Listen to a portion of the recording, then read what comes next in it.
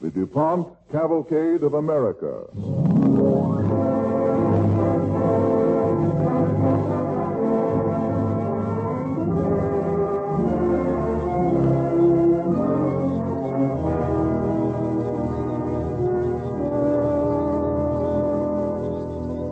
Starring Dana Andrews in the story of a soldier who was ordered to bring home the moon. The play, Weather is a Weapon, on the Cavalcade of America, sponsored by the DuPont Company, maker of better things for better living through chemistry. Before we begin our play, here is helpful information about DuPont Speed Easy, the wall finish you can use right over wallpaper or any other wall surface. Although Speed Easy is an oil-type paint, you thin it with water and apply it with a large brush or roller. In less than 1 hour, your walls are dry, and you have a beautiful velvety finish. It costs less than $3 to do the average room in one color. When you redecorate, get Speed Easy. It's speedy, and it's easy. It's made by DuPont.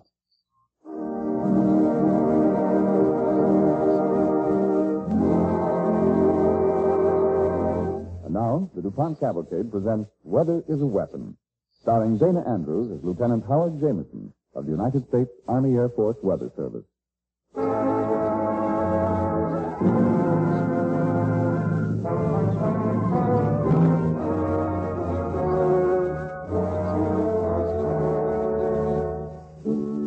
"11 days ago, at his capture, the German Field Marshal Karl von Rundstedt said, "Weather is a weapon the German army used with success, especially in the Ardennes offensive.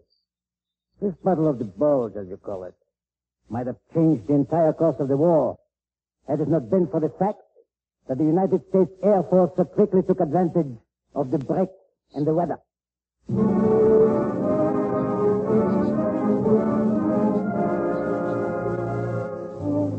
Weather was a weapon that fought for both sides during the Battle of the Bulge last December.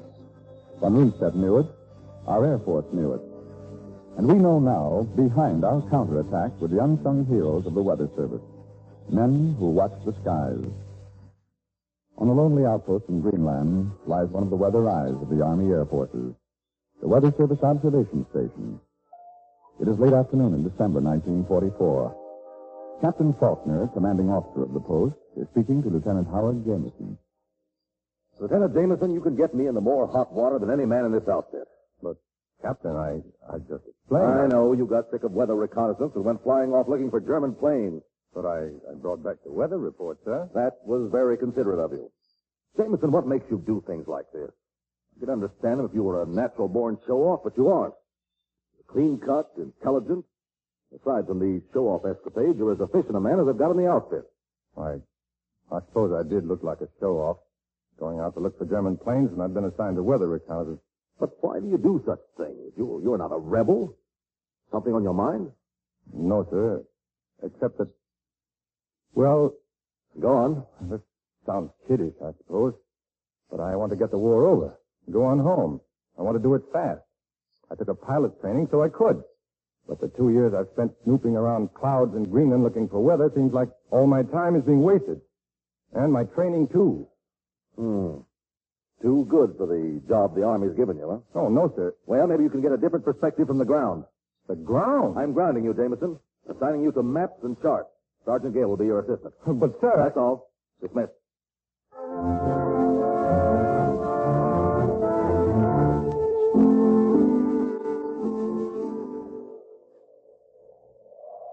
Visibility, 1/8 of a mile. Check.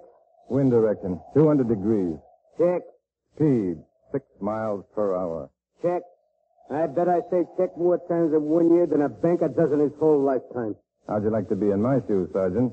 I have to listen. Yeah. 2 weeks of riding around this island on a Jeep playing with weather charts. Sergeant, I tell you, it's getting me. Yeah, it's enough to make a guy hate his draft board, eh? Hermits on the fertilized iceberg they call Greenland. You know, I knew a hermit once. His name was Michael. Yeah? His name was Myrtle. Yeah, he was a turtle. He hermited for over 200 years. That's old, brother. No, really, he was 200 years old. Think what a big help it could be if he could remember the weather for 200 years. We could put it down and average it up, you know. Go on. You're clear from the time of Napoleon. That will be a very large average, Lieutenant. Very interesting. Check. Monotony. Charts, maps, lines, circles, paragraphs, thermometers, and sergeants. Hello? Okay, Sergeant, come on, back to the Jeep. Yeah. Check. It's a great war. A fellow goes through pilot training and... Oh, well. The moon lifting her silver rim above a cloud. And with a gradual swim coming into the blue with all her light. Huh? What's the matter? Why are you looking at me that way? Hey, Lieutenant, what you just said didn't make sense. It's poetry. Oh. I always recite poetry when things seem like they're too big for me. Monotony or strain. Why? Why? Oh, I don't know, because I guess reciting poetry seems like such a sore trick for a guy like me. Keeps me from doing something that's worse. The lines I just recited were from John Keats. Never met him. The moon brought him to mind. What moon? The moon up there in the sky. Hey, sure enough. Yeah, but this chart says no moon. What? The chart says snow followed by ice, clouds, but no moon. Well, what do you know about that? Mother Nature's violating the rules. This ought to happen more often. A few surprises and a weather job wouldn't be so bad. How do you figure it happened? Uh-oh. Going back again. I'll write that down, Sergeant, with the date. I'm way ahead of you, sir. It's already down. Look at her go, Sergeant. Pretty, isn't she? Hey. And the moon is she, you know. Feminine, fragile. Yeah, that's the same way I felt about Myrtle, Lieutenant. Even though the guys told me she was a he. Why, I even carved my initials on its back. Listen. Huh? What's that? Sounds like an aeroplane. It is an airplane. Well, what's so surprising about that? It's a C-46 Commando. It doesn't belong to this base. Hey, there's the walkie-talkie. Theo must be lonesome. I got it. Hello? Post 18, Lieutenant Jameson speaking. Yes, Captain. Yes, sir. We'll report at once. Sergeant, start your motor. We're going back to headquarters. Yes, sir. What's up, sir? I don't know, but the captain sounds awfully excited. Let her go fast. Well, hold on to your commission, Lieutenant. Here we go again.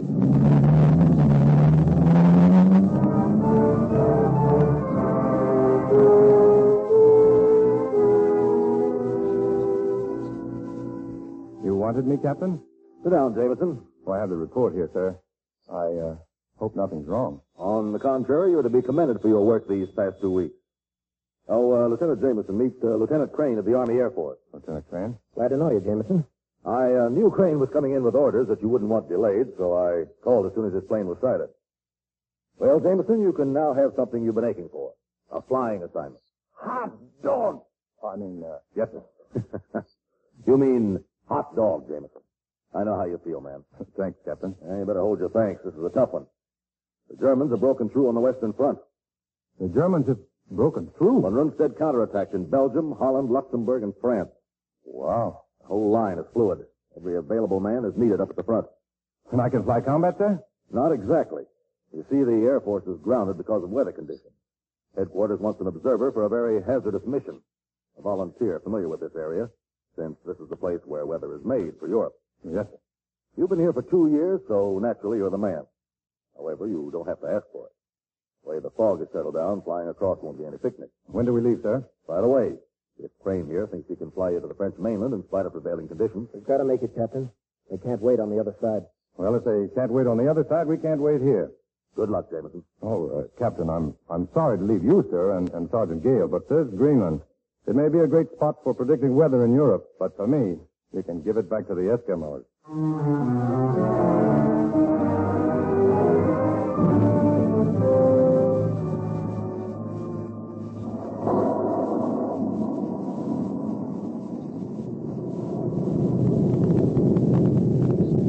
Bad night.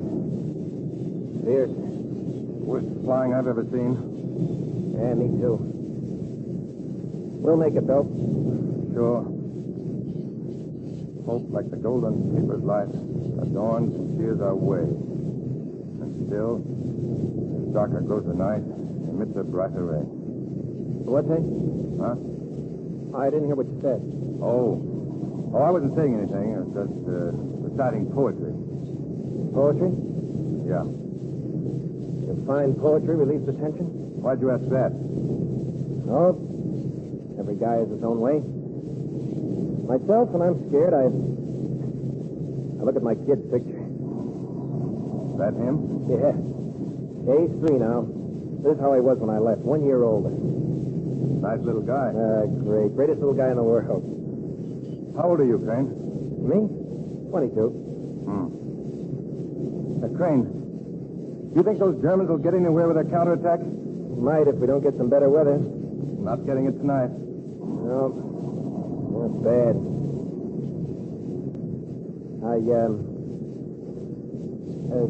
Go ahead.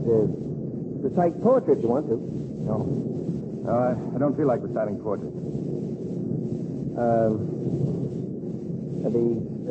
The only reason I had the kid's picture out was to see if the fog is... Sure. You know, there's one thing I like about the Air Forces. You meet such great guys. Human guys.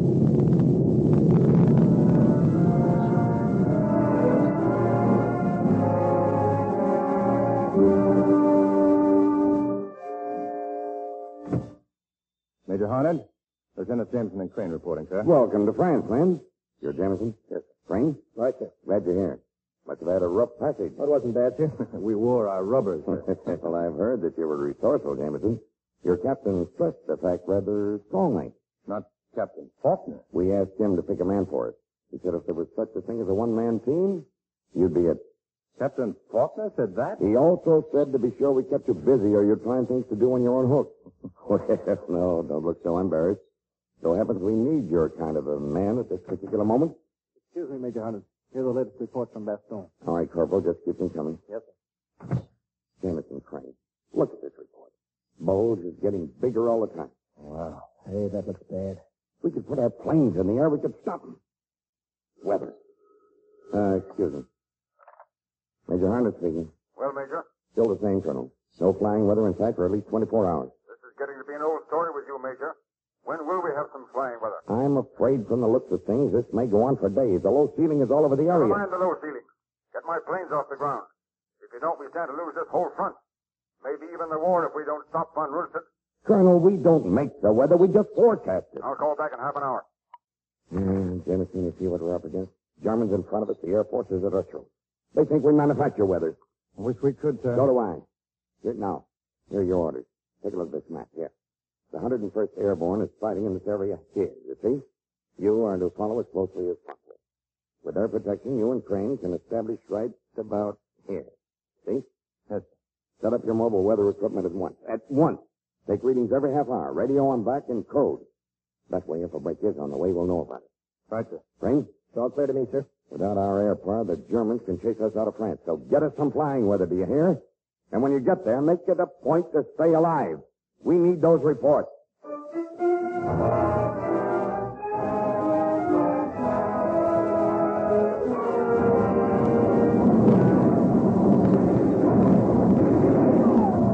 Well, we're really in the thick of it now, Crane. Keep down. Down nothing. We can't stay here and live. We get up. We won't live long. We're lucky. What if we'd gone with the 101st Airborne instead of following them? Yeah. And those poor guys. Cut off. Around. Hey, there's an abandoned Jeep. Let's make a try for it. If the thing runs and we get to it, maybe we can drive back to headquarters. Any port in the storm. Come on. Keep low. Don't run in a straight line. Start reciting your poetry, fella. Get out that picture of the kid. It's in my hand. Been there ever since we got here. I've had a feeling my time... Down, Crane! Get down! Crane, boy! Crane!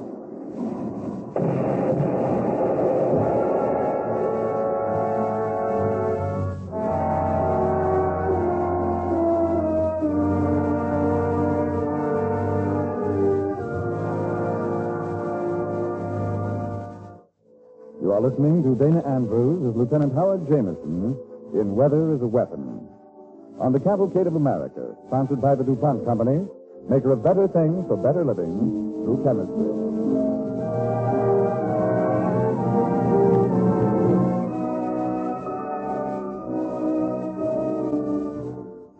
Now, here is the second part of our story. In a field weather outpost in France, a few days before Christmas, 1944, Major Harned, in charge of local Air Force's weather service, is in conference with an Air Force colonel. The Battle of the Bulge has been in progress for 10 days. 10 stormy, cloudy days. during which all Allied planes have been grounded. Well, Major? Answer is still the same, Colonel. Impossible. Major Hyde, I've got 1,000 planes waiting for the word, and all I get is excuses. You know the 101st Airborne has been cut off, that they're lost, and our planes are sitting... Yes, Corporal? You asked me to try and contact Lieutenants Jameson and Crane, sir. There's still no answer from them. Thanks. They must have been caught with the 101st. Something else, Corporal? Yes, sir. Oh, 2 more good officers wasted. Hundreds of others, thousands of men, and we... Major, will you please stop shuffling those cards? These are analog maps. I know what they are. They contain a summary of daily weather maps for the past 50 years. Oh, that's ancient history. If you'd stop trying to deal in the past and get to work on... Weather, like all history, repeats itself. Weather moves like the ocean in highs and lows, pressure areas, wind currents. Tomorrow's weather is in this stack of cards somewhere. I don't care where you get it as long as it's fine weather. If you don't, von Rundstedt will sweep us back to the English Channel. December 22nd, 1905. Well, I'll leave you to your cards, Major. I hope you'll find the Joker before morning. December 22nd, 1906. December 22nd, 1907. Major, sir. Lieutenant Jameson is here. Here? He's here? Oh, Jameson reporting, sir. Well, glad to see you, boy. Oh, you all right, Jameson? The 101st was cut off, sir. Crane and I managed to get out. We were running for a jeep. Crane was killed. Sorry. He's a swell guy. Thanks. Well, Major, you look as though you'd had a rough time yourself. I'm okay. Let's see your report, Jim. Yes, sir. Not very encouraging, I'm afraid. No. No, it isn't. Well, it agrees with ours anyway. Corporal. Yes, sir. Send this report. Same old story, day after day, same from all areas. Here it is. No ceiling, poor visibility, greatest clouds, fog. That's all, sir? That's all. Yes, sir. Sending out such reports day after day while Germans keep killing our men. We've got to get our planes up. What do the analog charts show? Ah, the usual December story. Fog, snow, clouds. Rundstedt knew it. That's why he struck now. I wish I was out there. We tried, Jim. But I belong out there. We still have a few weathermen out. There must be something I can do. Get some rest. We need you rest. I don't want any rest. Tell me what to do. What are you after, a miracle? Look at these reports. Every area, ceiling 0, 10-10 saturation, sleet, snow all the way across the Atlantic, and still coming at it. Strong west wind blowing from America tonight, tomorrow, and the next day. Exactly the same as it's been for 10 days. Got to change. Get some sleep, and you can talk about it. I can't sleep. There's no use trying. Don't talk foolish. We can't beat this thing. We have to take weather as it comes. We can't do Major, it. I'm going back to the combat zone. I told you we've got men there. Here. Look at this map. But we don't have any at this point. Certainly not. That's miles inside the German lines. Are you tired of living, Jim? No, sir, but Crane wasn't either. And we can't let the Air Force down. How do you expect to get inside the German lines? I can fly. You? In this weather? I can fly, believe me. And I can observe. I can look for a break that might be on its way. And if I find it, I'll recognize it because I'm a trained man. Now, Major, you've got to give me permission. Suicide in this weather? Look, Major. I've been flying in soup as bad as this in Greenland for 2 years. Isn't gambling just one life against thousands worthwhile? Isn't it, sir? There's an observation plane about 2 miles back. And a man here who'd like to go along, I think. Came in with replacement. Ask about this. Sergeant Gale. Gale? Sergeant Gale? Oh, boy. Well, Major, everything's got to be all right. That guy is good luck to me. Thanks, sir. Thanks for everything. Come back alive, my boy. I don't want to have you on my conscience for the rest of my days. And I don't want the infantry on my conscience. I'll be back, sir.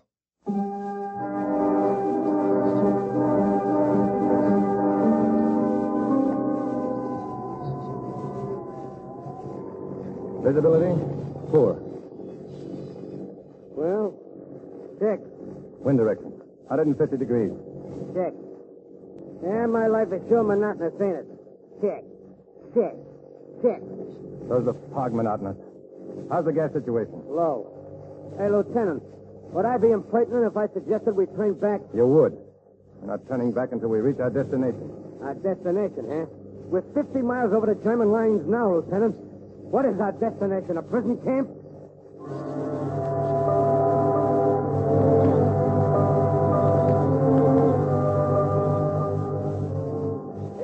dope, Lieutenant. What's the wind speed now? Below 30. Below 30. Don't fool me, Sergeant. Who is it? Oh, if it's below 30, the wind is dying down. We're supposed to be having a high west wind from North America. Yeah, I know. As the book said, weather progresses in a constant direction from North America to Europe and from the west to the east. Except when there's an east wind. If an east wind should spring up now, if that's why the west wind is dying... You expect to find an east wind at this time of the year in this weather? Look over there. Those clouds are shifting. Yeah. That might mean something. Hey, the wind is changing. Yeah, but it's getting cloudier and saturation 10-10. That makes a liar out of the rest of the stuff. Yeah. We're probably wrong. Yeah, we're hoping too hard. We're hoping so hard we think we see what we want to see. Maybe. But remember in Greenland? No, what? When we looked up and the moon was shining, making a monkey out of the rest of the chart. Yeah, I remember. And an east wind did that. An east wind that brought different weather. Do you think that... I'm not thinking, Sergeant. I'm just keeping my fingers crossed. If we could just see those clouds break. If we could just see the moon.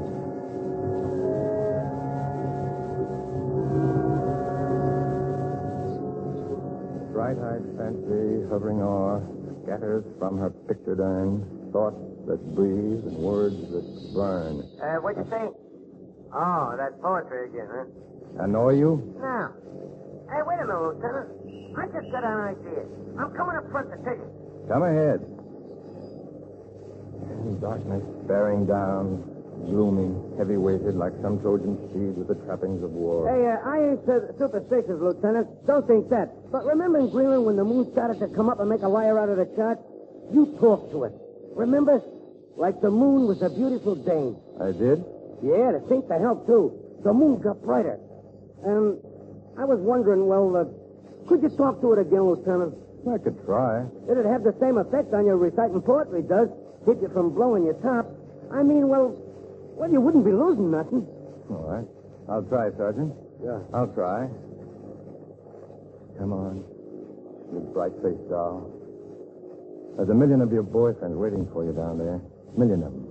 The sight of you would mean more to them than any pin-up girl they've got in their collection. Come on, baby. Come on. To those guys down there.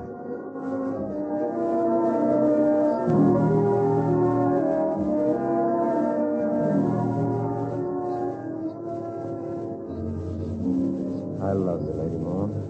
I love your brother, the sun, your little cousins, the stars, and your boyfriends, too, the planets. And your elevation, your wind currents, and your lunar readings. I love them all, baby.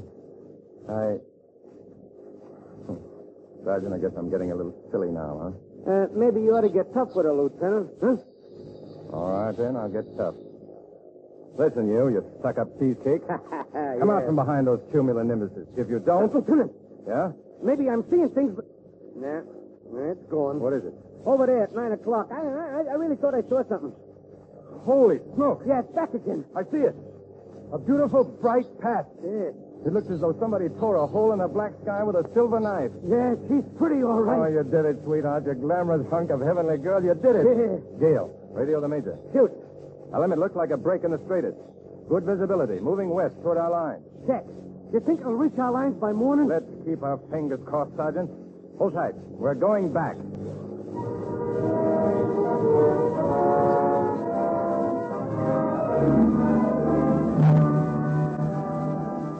And there it was, sir. A narrow slit in the clouds. As soon as we got your report, we alerted the Air Force over the entire area. I hope it keeps coming this way. It will. Oh, I feel like a kid on his first airplane ride. Yes, Corporal. Here are the summaries of the whole area, sir. Well, here goes. Let's plot a map and see if conditions at other stations make your discovery a freak happening or something on which a forecast can be made. I've got my fingers crossed. Yes, here's that. Jameson! It worked! The second time in 50 years that December 23rd shows clear weather. Yoo-hoo! Here, read it for yourself. Hurricane high blowing in from Siberia, getting stronger every minute. I knew it.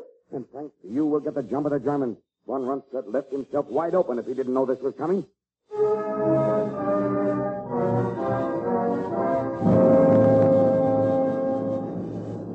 There goes the first wave, sir. Yes, and look out this window here. Holy cow. Bombers, fighters, towers. Boy, oh boy, we got them. Wide open, Jameson. Shall I send the report, sir? At once. This is the one I've been wanting to send. To Holland, Luxembourg, Belgium, France. December 23, 1944. Unlimited ceiling, good visibility, clear and cold. December 24, the same. Yes, sir. And December 25th, a Merry Christmas from the Air Force's Weather Service.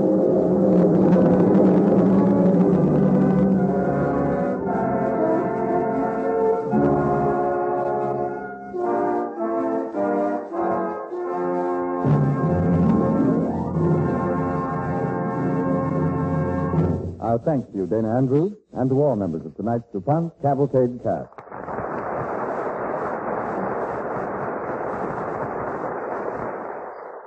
Now, here is Jane Whitman. War is giving Americans, in fact the world, a new appreciation of the value of scientific research. From the achievements of America's scientists have come the weapons with which our troops meet the challenge of enemy weapons. Radar, rockets, amphibious tanks, jet planes, mines that can be set off at a distance by dialing their number on a telephone. These have come from the Office of Scientific Research and Development, from university laboratories, from scientists in the Army, Navy, and the other branches of the government, and in industry. And when the full story is told after the war, their achievements will be even more fabulous than the part of it we already know. The great work these men of science have accomplished is an illustration of the kind of research followed in peacetime throughout American industry. The chemical industry, the electrical industry, the glass industry, the steel industry, every field which makes use of science, which today means just about every field there is. It's an illustration of the kind of research DuPont knows so well and puts into practice to bring you better things for better living. One specific thing peacetime research at DuPont is working is to help lower the prices you pay. For instance, the price of neoprene, DuPont's chemical rubber, has decreased 73% from the time it was introduced commercially in 1931. The insecticide that shows promise of being the best ever is still new, but the price has already been cut 62%. Weatherproof adhesives have been reduced 25%.